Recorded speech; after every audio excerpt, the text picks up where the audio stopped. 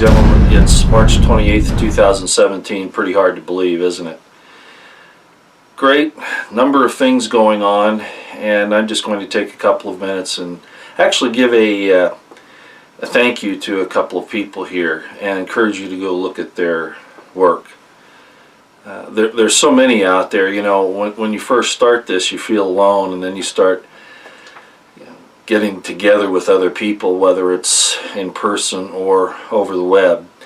And over the web, of course, is the reason why they want to censor everything, is so that we can stop passing this information on. I did want to address what has been called Pizzagate. And people are shying away from that now, and probably for good reason.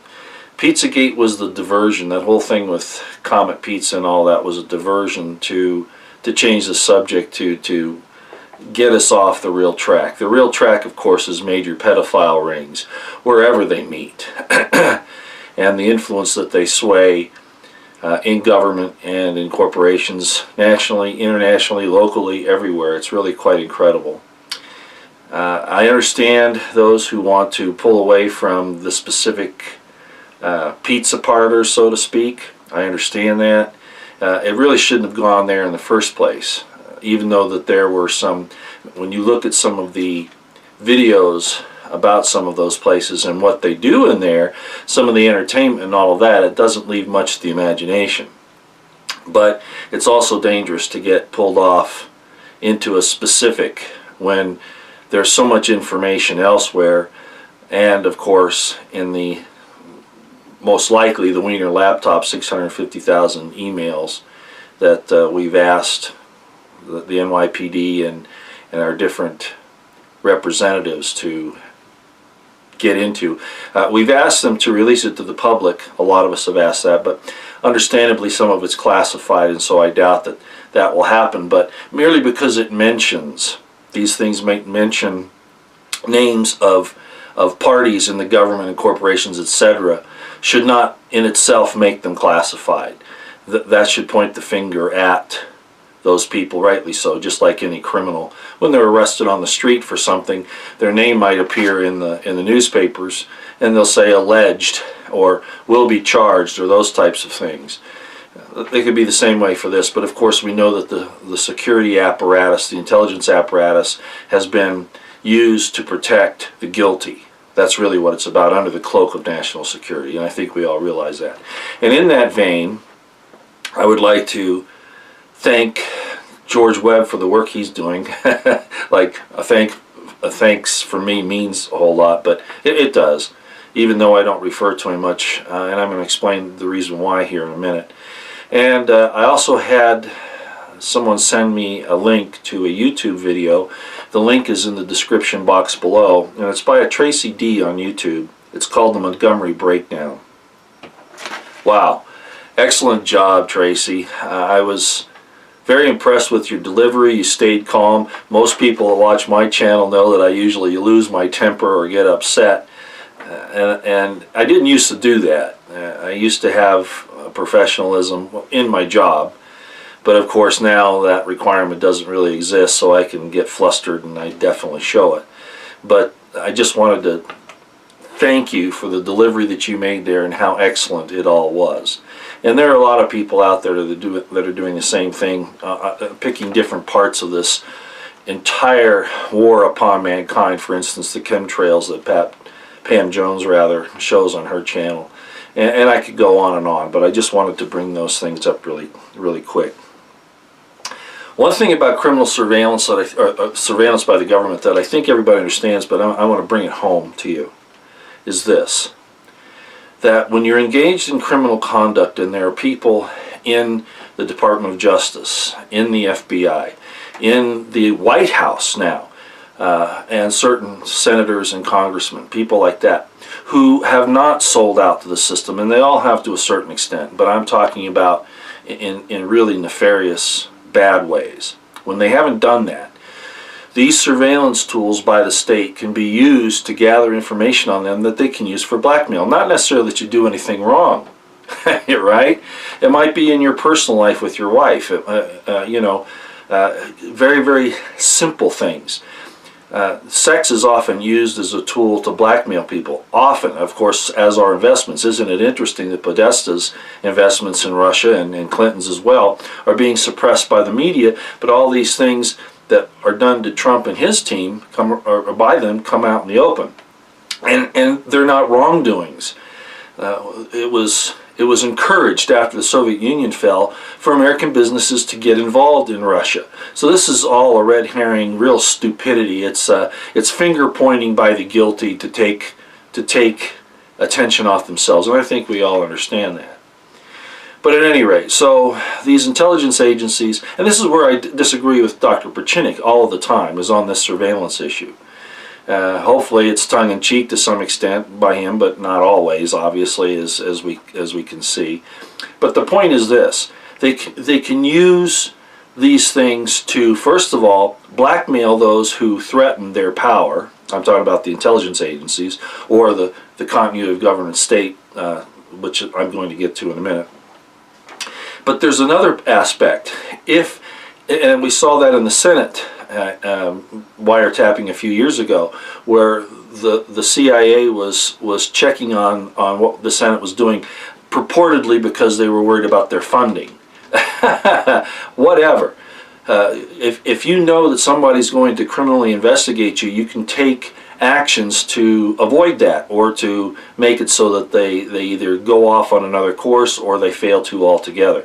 So that's the real problem with the secret society, and I'm going to call it that, a secret society in our government, and there are many of them, but the intelligence community is certainly one of the most serious, if not the most dangerous. This was all discussed back in the 1800s about these secret societies, and we get pulled off on the Rothschilds and the Masons and the Zionists and things like that, and everybody has their own little thing that they dislike and they want to jab at it. It is in the nature of evil men, and women for that matter, to take advantage of tools of power, okay, regardless of who they are or who they work for. And the intelligence communities, even though they were first built by the banks, the CIA, were built by the banks and the lawyers of Wall Street, etc., the British intelligence, all those people to do with economics and colonialism and all of that. And yes, they have influences by all these different groups we could name, which I'm not going to do here because then you get off on a tangent. All men will misuse authority that they're given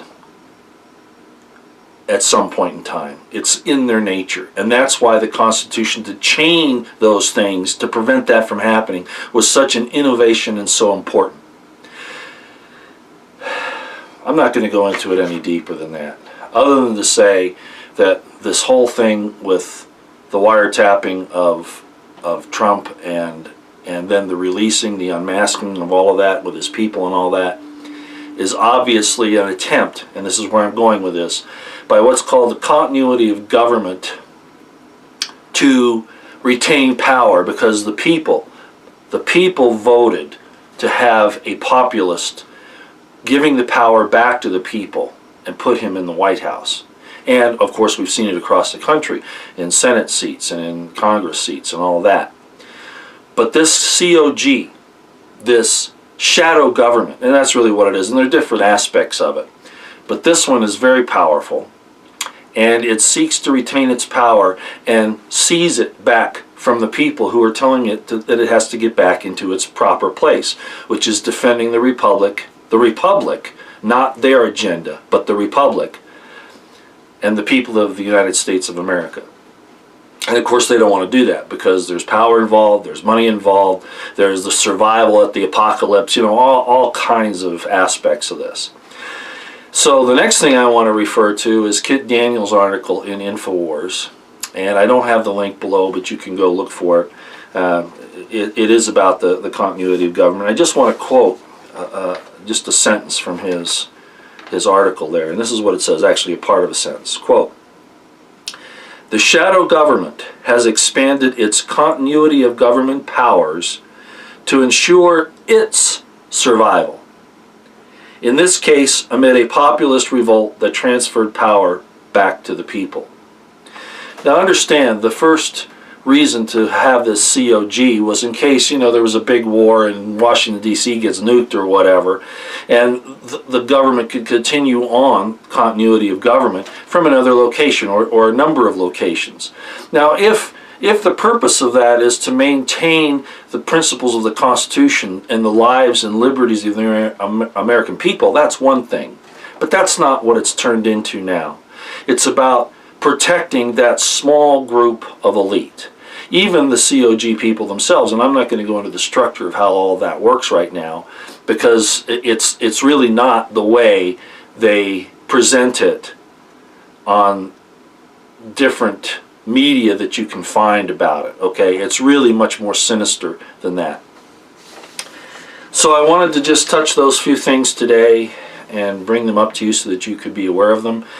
Again, I understand that there are just so many people out there who are trying to get this information out, and of course the leftist Marxists and the Democrats and the powers that be generally are fighting with everything they've got, and it's going to get worse. We saw armed, they call themselves anarchists, I guess, but they were definitely leftist Marxists down in Phoenix, showing arms. Interestingly, I was looking at that as compared to Bundy Ranch. You know, Bundy Ranch was a stand against the tyranny of government, and these people are standing for the implementation of tyrannical power, these anarchists and leftist Marxists. It's their nature. Totally different set of circumstances, and I hope law enforcement and people that are awake start to see this. I think they are, and that's a good thing. But this is going to get worse. It's of course being promulgated by Obama and Soros and basically leftist Marxists and the powers that be across the world, and we're going to see more of it. They have endless funds to use to do these things, and they're going to get nastier as time goes on, as I've said constantly. Alright, we'll just leave it there for now.